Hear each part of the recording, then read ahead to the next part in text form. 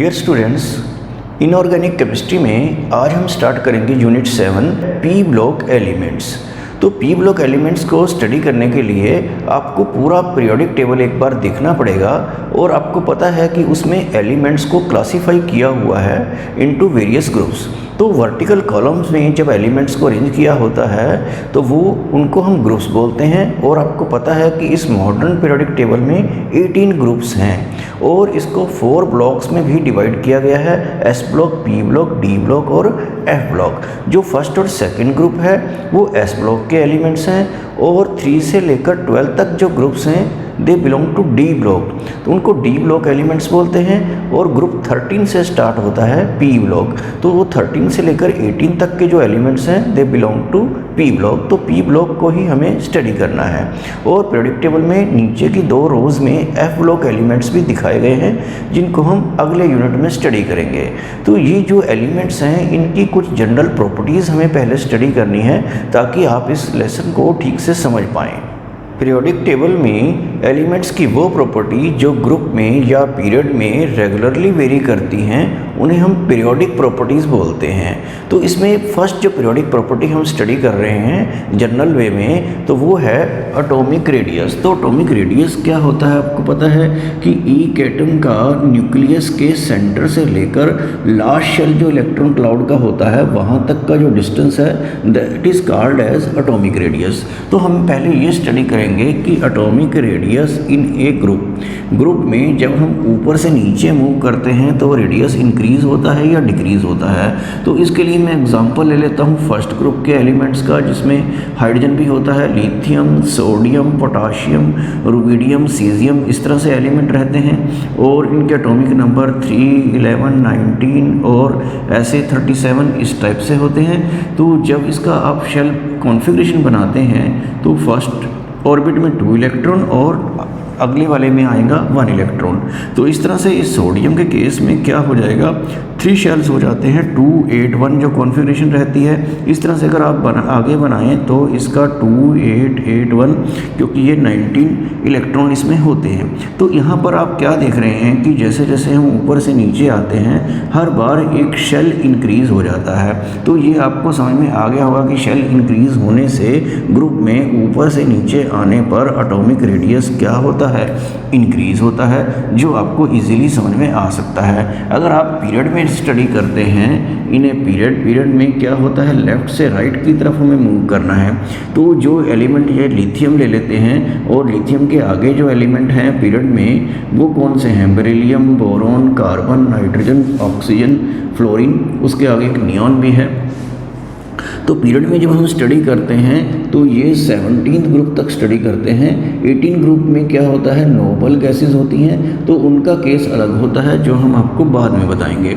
तो इसका atomic number जैसे 4, 5, 6, 7, 8, 9 इस तरह से रहते हैं। तो यहाँ पर आप समझ सकते हैं कि इसमें 2, 2 इस तरह से इलेक्ट्रॉन आएंगे, इसमें 2, 3 आएंगे और इसमें फर्स्ट ऑर्बिट में 2 और अगले वाले में 4 इलेक्ट्रॉन, फिर 2, 5, 2, 6, 2, 7 इस तरह से इलेक्ट्रॉन्स का डिस्ट्रीब्यूशन रहता है। तो इलेक्ट्रॉन्स तो उसी शेल में एडजस्ट हो जाते हैं पीरियड में और उससे ऐसा लगता है कि साइज़ कुछ इंक्रीज़ या डिक्रीज़ कुछ नहीं हो रहा है। लेकिन जब इलेक्ट्रॉन्स बढ़ते हैं तो न्यूक्लियस में प्रोटॉन भी बढ़ते हैं तो positive charge in the nucleus increase हो जाता है लेफ़्ट से राइट चलते हुए, जो इलेक्ट्रॉन क्लाउड को अपनी तरफ अट्रैक्ट करता है जिससे एटॉमिक रेडियस जो है वो क्या हो जाता है, atomic radius left to right जो होता है वो डिक्रीज़ होता है। तो इसका रीज़न क्या लिखेंगे, due to increase in nuclear charge, क्योंकि न्यूक्लियर चार्ज इंक्रीज़ होता है वही साइज़ को डिक्रीज़ करने की कोशिश करता है। तो जब हम इधर से इधर मूव करेंगे तो साइज जो है जो फर्स्ट ग्रुप के एलिमेंट्स होते हैं इनका साइज बहुत बड़ा होता है और जो इधर पीरियोडिक टेबल में लास्ट में हम चले जाते हैं तो 17 ग्रुप के रेडियाई जो होते हैं वो बहुत छोटे होते हैं। 18 ग्रुप को हम करेंगे डिस्कस बाद में क्योंकि जो साइज डिक्रीज़ होता है वो यहीं तक होता है 17 ग्रुप तक। तो एटॉमिक रेडियस का वेरिएशन आपको बिल्कुल क्लियरली समझ में आ गया होगा। यहाँ पर आपको एक बात और नोट करनी है कि जब इधर न्यूक्लियर चार्ज इंक्रीज होता है due to the increase in number of proton in the nucleus, तो वो इधर भी होता है। यहाँ भी जब 11 इलेक्ट्रॉन है तो 11 प्रोटॉन भी होंगे, इसी तरह से यहाँ भी होगा। तो न्यूक्लियर चार्ज जो इधर इंक्रीज हो रहा है वो भी साइज़ को डिक्रीज करने की कोशिश करता है ग्रुप में भी, लेकिन इतना कर नहीं पाता क्योंकि बीच में जो बहुत सारे इलेक्ट्रॉन्स होते हैं, जो दूसरे शेल्स होते हैं, वो न्यूक्लियस के और लास्ट शेल के इलेक्ट्रॉन का अट्रैक्शन कम कर देते हैं। तो वो बीच वाले इलेक्ट्रॉन जब इस अट्रैक्शन को डिक्रीज करते हैं तो इसको बोलते हैं स्क्रीनिंग इफेक्ट। तो स्क्रीनिंग इफेक्ट क्या है वो भी आपको नोट करना है। The force of attraction between the last electron and nucleus decreases due to the presence of inner shell electrons, this is called as screening effect. तो स्क्रीनिंग इफेक्ट की वजह से न्यूक्लियर चार्ज का इफेक्ट जो है वो नहीं हो पाता, तो इसीलिए क्या होता है कि ग्रुप में साइज इंक्रीज ही होता है। तो आपको लर्न कर लेना है, ग्रुप में जो साइज होता है increase, that is due to the increase in number of shell and also due to the screening effect. और पीरियड में तो न्यूक्लियर चार्ज इंक्रीज होने से एटॉमिक रेडियस क्या होता है, डिक्रीज। अब हम सेकंड प्रॉपर्टी आयनेशन एनर्जी या जिसे आयनेशन एंथैल्पी बोलते हैं उसको स्टडी कर लेते हैं। तो आयनेशन एनर्जी या आयनेशन एंथैल्पी को हम कैसे रिप्रेजेंट करते हैं, या तो शॉर्ट में ऐसे IE लिख देते हैं या इसको ऐसे लिखा जाता है आयनाइजेशन एंथैल्पी डेल्टा IH से। तो इस तरह से या इस तरह से जैसे भी आप लिखें। तो पहले तो आपको इसकी डेफिनेशन पता होनी चाहिए कि लास्ट शेल के इलेक्ट्रॉन को रिमूव करने के लिए जितनी एनर्जी की रिक्वायरमेंट होती है उसी को हम आयनेशन एनर्जी या आयनेशन एंथैल्पी बोलते हैं। The energy required to remove the last electron from a neutral gaseous atom is called as ionization energy और आयनेशन एंथैल्पी। लास्ट इलेक्ट्रॉन को ही रिमूव करने के लिए जो एनर्जी चाहिए उसी को बोलेंगे, और वो न्यूट्रल गैसियस स्टेट में एटम होना चाहिए। तो जितना इलेक्ट्रॉन क्लोज होगा न्यूक्लियस के उतना ही उसको रिमूव करना डिफ़िकल्ट होगा और आयनेशन एनर्जी उतनी ही ज़्यादा होगी। तो अब आप समझ सकते हैं कि ग्रुप में और पीरियड में ये किस तरह से वेरी करेगी। ग्रुप में अगर मैं फर्स्ट ग्रुप का ही एग्जांपल लेता हूँ तो लिथियम, सोडियम, पोटाशियम, इस तरह से ये यहाँ पर न्यूक्लियस है और यहाँ पर इसमें होंगे 4 शेल 2, 8, 8, 1। तो ग्रुप में जैसे आप ऊपर से नीचे आएंगे तो distance between the last electron and nucleus जो है वो क्या हो जाएगा, इंक्रीज। तो इनका अट्रैक्शन कम होगा और इसको रिमूव करना जो है वो क्या होगा, ईजी होगा। तो आप इजीली अंडरस्टैंड कर सकते हैं कि ग्रुप में ऊपर से नीचे आते हुए आयनेशन एनर्जी क्या हो जाएगी, डिक्रीज हो जाएगी due to the increase in size. तो it become easier to remove that electron. और पीरियड में आप समझ सकते हैं कि पीरियड में क्या हो रहा है, न्यूक्लियर चार्ज इंक्रीज होता है, जैसा कि अभी आपने समझा था। तो न्यूक्लियर चार्ज इंक्रीज होने से अट्रैक्शन जो है इलेक्ट्रॉन का न्यूक्लियस की तरफ क्या हो जाता है, बढ़ जाता है, और उसको रिमूव करने के लिए ज़्यादा एनर्जी की जरूरत पड़ती है। तो इसमें आप लिखेंगे क्या, as we move from left to right in a period the nuclear charge increases, as a result the attraction of electron toward nucleus increases and it becomes difficult to remove that electron. और उसको निकालना वहाँ से difficult हो जाता है। तो इसलिए आयनेशन एनर्जी जो है लेफ़्ट टू राइट क्या होगी, इंक्रीज़ होगी। तो ये आपको याद रखना है कि पीरियड में ये प्रॉपर्टी जो है इधर इंक्रीज़ हो रही है और ग्रुप में हो रही है डिक्रीज़। थर्ड प्रॉपर्टी है इलेक्ट्रॉन अफिनिटी, या इसको बोलते हैं इलेक्ट्रॉन गेन एंथैल्पी। तो पहले आपको इसकी डेफिनेशन समझनी है कि जब किसी न्यूट्रल गैसियस एटम में इलेक्ट्रॉन ऐड करते हैं तो जो एनर्जी रिलीज होती है उसी को हम इलेक्ट्रॉन अफिनिटी बोलते हैं। The energy released when an extra electron is added to a neutral gaseous atom is called as electron affinity. और उसी को अगर नेगेटिव साइन के साथ वो वैल्यू रिप्रेजेंट की जाए तो उसको बोलेंगे इलेक्ट्रॉन गेन एंथैल्पी।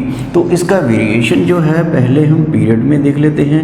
पीरियड में आपको पता है कि न्यूक्लियर चार्ज जो है वो क्या हो रहा है, न्यूक्लियर चार्ज हो रहा है इंक्रीज। तो न्यूक्लियर चार्ज इंक्रीज होने से वो इलेक्ट्रॉन जो है न्यूक्लियस की तरफ ज़्यादा अट्रैक्ट होगा और ज़्यादा एनर्जी रिलीज होगी।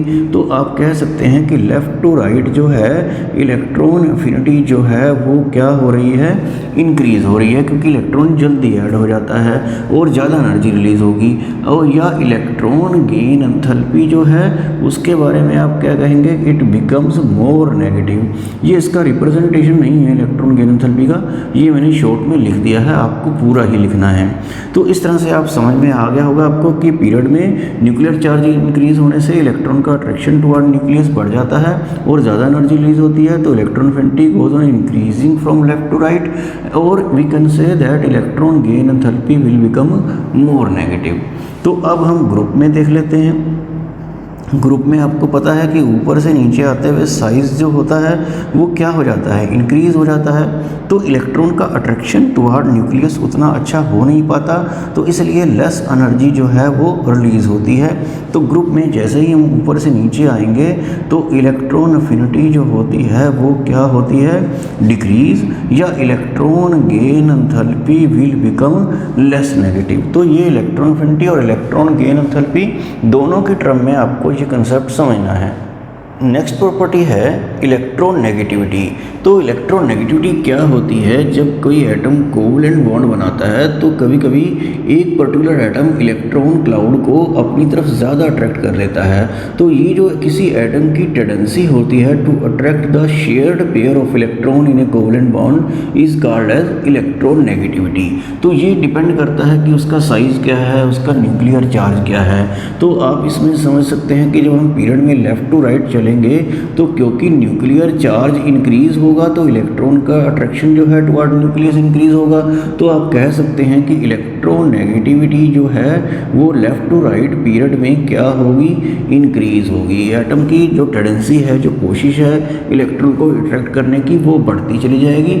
और ग्रुप में क्योंकि साइज इंक्रीज होता है तो इलेक्ट्रॉन आसानी से उसमें ऐड नहीं होगा, अट्रैक्ट नहीं होगा, तो वो उसमें इलेक्ट्रोनेगेटिविटी जो है ग्रुप में क्या होती है, डिक्रीज होती है। तो ये आपको आसानी से समझ लेना है।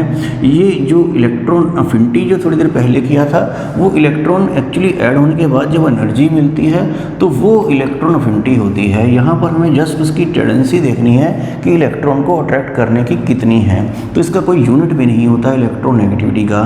तो स्मॉल साइज के जो एटम्स होते हैं जिनका न्यूक्लियर चार्ज ज़्यादा है उनका इलेक्ट्रोनेगेटिविटी ज़्यादा होती है, और ये पीरियड में होगी इंक्रीज और ग्रुप में होगी डिक्रीज। तो ये इलेक्ट्रोनेगेटिविटी से बिल्कुल अपोजिट नेक्स्ट प्रॉपर्टी है इलेक्ट्रोपॉजिटिव करैक्टर। इलेक्ट्रोपॉजिटिव करैक्टर या मेटालिक करैक्टर, दोनों का वेरिएशन एक ही जैसा है। ये इलेक्ट्रॉन लूज़ करने की टेंडेंसी होती है। तो जैसे ये कुछ एटम्स होते हैं, ये सोडियम, पोटाशियम वगैरह, ये जनरली क्या करते हैं, इनका इलेक्ट्रोनेगेटिविटी तो बहुत कम होती है, मतलब इलेक्ट्रोपॉजिटिविटी मीन्स इलेक्ट्रोपॉजिटिव करैक्टर जो है वो ज़्यादा होता है, क्योंकि ये इलेक्ट्रॉन जल्दी लूज़ करते हैं। जैसे इसकी कॉन्फिगरेशन 281 है, तो एक इलेक्ट्रॉन लूज़ करके ये क्या हो जाता है, स्टेबल हो जाता है। तो इसलिए ये इलेक्ट्रोपॉजिटिव कहलाते हैं, और इन्हीं का मेटालिक करैक्टर ज़्यादा होता है जो इलेक्ट्रॉन लूज़ जल्दी करते हैं। तो आप बता सकते हैं कि ग्रुप में ऊपर से नीचे आते हुए क्योंकि साइज़ बढ़ जाएगा, साइज़ बढ़ने से इलेक्ट्रॉन जो है वो लास्ट वाला दूर हो जाएगा और उसको लूज़ करना इजी होगा। तो इसलिए इलेक्ट्रोपॉजिटिव करैक्टर या मेटालिक करैक्टर ग्रुप में ऊपर से नीचे आते हुए क्या होता है, इंक्रीज होता है। तो इसलिए पीरियोडिक टेबल में जो ग्रुप में नीचे के एलिमेंट होते हैं उनका मेटालिक करैक्टर भी ज़्यादा होता है। और अगर आप left to right in a period देखेंगे तो मेटालिक करैक्टर या इलेक्ट्रोपॉजिटिव करैक्टर क्या हो जाएगा, डिक्रीज हो जाएगा। और आपको पता है कि पीरियोडिक टेबल में जो खासतौर से पी ब्लॉक में जो राइट साइड में एलिमेंट हैं वो लेस मेटालिक होते हैं, मींस कि वो नॉन मेटल टाइप में होते हैं। तो ये पीरियोडिक प्रॉपर्टीज़ जो हैं जस्ट इनका वेरिएशन इन जनरल वे आपको स्टडी कर लेना है। आगे देखते हैं general chemistry of P block elements. तो पीरियोडिक टेबल में अगर आप पी ब्लॉक एलिमेंट्स देखते हैं तो वो ग्रुप 13 से स्टार्ट होते हैं। तो ग्रुप 13 में जो एलिमेंट हैं वो boron, aluminium, gallium, indium, thallium. और ग्रुप 14 में जो एलिमेंट्स हैं वो carbon, silicon, germanium, tin, lead हैं। और इस तरह से 15 में nitrogen, phosphorus, arsenic, antimony, bismuth. 16 में oxygen, sulphur, selenium, tellurium, polonium. और 17 ग्रुप जिनको हैलोजेंस बोलते हैं वो है फ्लोरीन, क्लोरीन, ब्रोमीन, आयोडीन और एस्टेटिन। और 18 ग्रुप जो नोबल गैसेस कहलाती हैं वो हैं helium, neon, argon, krypton, xenon, radon. तो ये पी ब्लॉक के सभी एलिमेंट्स आपको ग्रुप वाइज लर्न कर लेने हैं। और इनकी जनरल केमिस्ट्री में हम फर्स्ट पॉइंट देख रहे हैं इलेक्ट्रॉनिक कॉन्फ़िगरेशन। तो आपने नोट किया है कि ये बोरोन से ही पी ब्लॉक एलिमेंट स्टार्ट होते हैं, तो उसके लिए हम उसकी कॉन्फ़िगरेशन देख लेते हैं। तो जैसे ये 1s2, 2s2, 2p1, 5 इसका एटॉमिक नंबर होता है। तो पी में फर्स्ट टाइम कोई इलेक्ट्रॉन आया है तो इससे पहले पी में कोई इलेक्ट्रॉन नहीं आया था, तो इसका मतलब ये हुआ कि ये पी ब्लॉक का फर्स्ट एलिमेंट है।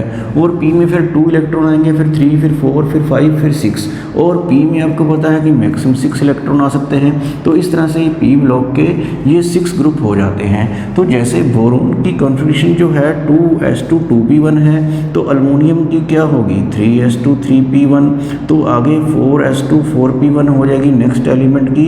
तो लास्ट शेल में 13 ग्रुप के जितने भी एलिमेंट हैं उनके लास्ट शेल में 3 इलेक्ट्रॉन होंगे, जिसमें से 2 तो s में होंगे और एक p में होगा। तो इसकी जनरल कॉन्फ़िगरेशन जो है 13 ग्रुप वाले की हम लिख सकते हैं ns2np1। इसी तरह से 14 वाले की क्या लिखेंगे ns2np2, उसके लास्ट में जो है वो 4 इलेक्ट्रॉन होंगे, 2 तो s में होंगे बाकी p में होंगे। इस तरह से 15 ग्रुप वाले की जनरल कॉन्फ़िगरेशन क्या होगी ns2np3।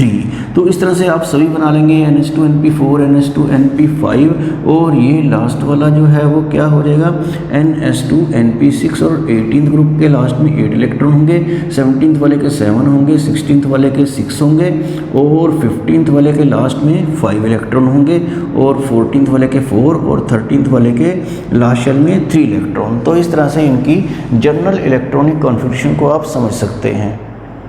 सेकंड पॉइंट देखते हैं, वो है ऑक्सीडेशन स्टेट। तो ऑक्सीडेशन स्टेट चार्ज होती है किसी एटम के ऊपर जब वो किसी के साथ कंबाइन करता है। फॉर एग्जांपल जो है अल्मोनियम जब क्लोराइड बनाता है तो AlCl3 होता है, तो अल्मोनियम के ऊपर यहाँ पर क्या होता है 3 पॉजिटिव चार्ज, तो यही उसकी क्या हो गई है ऑक्सीडेशन स्टेट, जो उसके वैलेंस इलेक्ट्रॉन पर मीन्स की number of electron in the last shell पर डिपेंड करती है। ये मैंने यहाँ पर ग्रुप 13 के एलिमेंट्स लिखे हैं, और आपको पता है कि 13 वालों के लास्ट शेल में 3 इलेक्ट्रॉन होते हैं, उनकी कॉन्फ़िगरेशन देखकर आपको पता चला। तो इसका मतलब जो है 13 ग्रुप के सभी elements +3 oxidation state mainly show करेंगे, और 14th वाले +4 करेंगे, 15th वाले +5, और इस तरह से 16th वाले +6, और 17th वाले आगे +7 ऑक्सीडेशन स्टेट शो करेंगे, जो आप इलेक्ट्रॉनिक कॉन्फ़िगरेशन से आइडिया लगा सकते हैं। लेकिन यहाँ पर एक प्रॉब्लम है जिसको आपको समझना है। तो यहाँ पर बोरोन में जो कॉन्फ़िगरेशन रहती है लास्ट में वो 2s2 2p1 रहती है, इसमें 3s2 3p1 रहेगी, ये 4s2 4p1, 5s2 5p1, इस तरह से 6s2 6p1। तो यहाँ पर आप क्या नोटिस कर रहे हैं कि जब साइज़ बड़ा होता है तो s और p का गैप जो है बहुत बढ़ जाता है।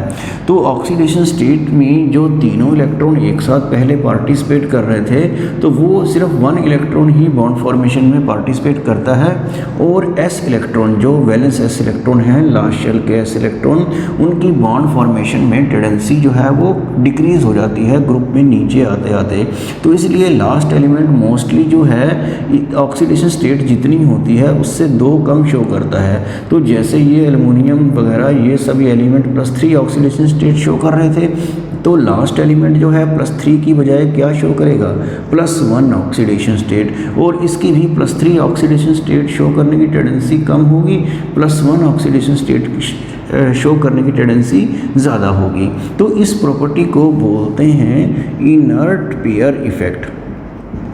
तो इनर्ट पेयर इफेक्ट में आपको क्या लिखना है, the stability of higher oxidation state decreases while that of lower oxidation state increases. Means कि ये ऑक्सीडेशन स्टेट ज़्यादा स्टेबल हो जाती है जो उससे 2 कम है। तो इसी को इसमें रीज़न यही लिखेंगे, this is because on increasing the size the tendency of the valence s electron to participate in bond formation decreases. तो इसी को इनर्ट पेयर इफेक्ट बोलते हैं। यही चीज़ अगर आप 14th ग्रुप में ले लें तो स्टार्टिंग वाले एलिमेंट +4 शो करेंगे, और लास्ट वाला एलिमेंट जो है वो +2 ऑक्सीडेशन स्टेट शो करेगा, क्योंकि 2 कम हो जाएंगे, क्योंकि s इलेक्ट्रॉन बॉन्ड फॉर्मेशन में पार्टिसिपेट करना बंद कर देंगे। तो इस तरह से ऑक्सीडेशन स्टेट में आपको इनर्ट पेयर इफेक्ट जो है ये कंसेप्ट बहुत अच्छे से समझना है। नेक्स्ट पॉइंट है अनोमलस बिहेवियर। हर ग्रुप में आपको पता है कि जितने भी एलिमेंट होते हैं सबकी प्रॉपर्टीज़ एक ही जैसी होती हैं, क्योंकि सबके लास्ट शेल में एक ही जितने इलेक्ट्रॉन होते हैं। लेकिन फिर भी हर ग्रुप का जो फर्स्ट मेंबर होता है वो बाकी सबसे डिफरेंटली बिहेव करता है। इसी को हम बोलते हैं अनॉमलस बिहेवियर, मींस उसका बिहेवियर कुछ डिफरेंट है। तो इसके लिए मैं फिर से 13 ग्रुप का एग्जांपल ले लेता हूँ। जैसे आप ये एलिमेंट लिखेंगे boron, aluminium, gallium, indium, thallium, तो आप इनकी कॉन्फ़िगरेशन बना के देखिए। जैसे इसकी हम बनाते हैं 1s2 2s2 2p1, और एल्युमिनियम की बनाएंगे तो 3s2 3p1 हो जाएगी। आगे बनाएंगे तो 4s2 4p1 हो जाएगी।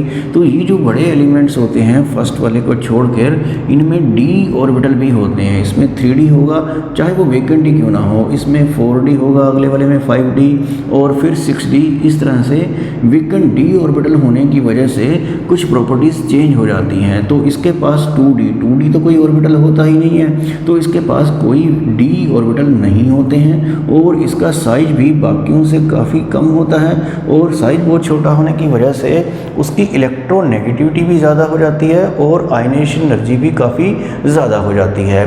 तो ये रीज़न होते हैं इस हर ग्रुप के फर्स्ट मेंबर का जो बिहेवियर डिफरेंट होता है। तो उसके रीज़न आपको यहाँ से नोट कर लेना है। It is due to its small size, क्योंकि इसका साइज बहुत छोटा होता है। ऐसा हर ग्रुप में ही होगा। और high ionisation energy and high electronegativity. और थर्ड पॉइंट बहुत ज़रूरी है जो आपको नोट करना है, absence of vacant d orbital, क्योंकि उसके पास d ऑर्बिटल अवेलेबल नहीं होते हैं जो बाकी सबके पास होते हैं, इसलिए बाकियों की प्रॉपर्टीज़ इससे थोड़ी अलग होंगी। तो ये भी आपको नोट कर लेना है। नेक्स्ट पॉइंट है डायगोनल रिलेशनशिप। तो डायगोनल रिलेशनशिप क्या होता है ये आप एग्जांपल से समझ सकते हैं। जैसे ये मैंने ग्रुप 13, 14, 15, 16 और 17 ग्रुप के एलिमेंट्स को लिखा है। ये पी ब्लॉक के ही एलिमेंट हैं जो हमें स्टडी करने हैं। तो ये जो फर्स्ट मेंबर होता है किसी भी ग्रुप का, वो नेक्स्ट ग्रुप के सेकंड मेंबर से सिमिलरिटी शो करता है। इसी को हम बोलते हैं डायगोनल रिलेशनशिप। तो इसी तरह से कार्बन का जो डायगोनल रिलेशनशिप होगा वो फास्फोरस के साथ होगा, और नाइट्रोजन का इस तरह से सल्फर के साथ होगा।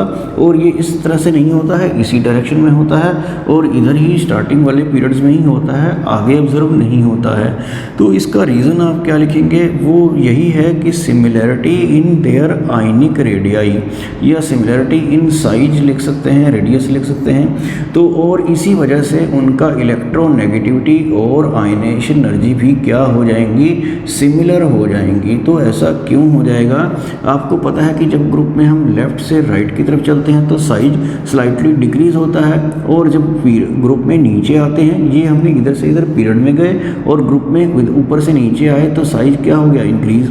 तो इधर से इधर डिक्रीज़ और इधर से इधर इंक्रीज़, तो थोड़ा डिक्रीज़ और थोड़ा इंक्रीज़ हुआ तो ऑलमोस्ट सिमिलर हो गया। तो हालांकि बिल्कुल सिमिलर तो नहीं होगा, फिर भी इनके रेडियाई काफ़ी हद तक सिमिलर होते हैं, और इसीलिए वजह से इनकी प्रॉपर्टीज़ भी काफ़ी सिमिलरिटी रहती है इनकी प्रॉपर्टीज़ में। तो ये जितने भी पॉइंट्स मैंने जनरल केमिस्ट्री में बताए हैं और जो स्टार्टिंग में पीरियोडिक प्रॉपर्टीज़ बताई थी वो सब आपको रीड कर लेनी है, ताकि हम पी ब्लॉक के एलिमेंट्स को ठीक से समझ पाएँ। तो पी ब्लॉक की जो स्टडी रहेगी हमारी इस चैप्टर में, वो ग्रुप 15 के एलिमेंट्स से स्टार्ट होगी। ग्रुप 13 और 14 जो है आपने ये +1 में स्टडी कर लिए थे। तो हम एक एक करके सभी ग्रुप्स को स्टडी करेंगे, 15, 16, 17 और 18। तो इस तरह से यही प्रॉपर्टीज़ जो हैं और कुछ पर्टिकुलर क्वेश्चंस भी इस चैप्टर में हम स्टडी करेंगे।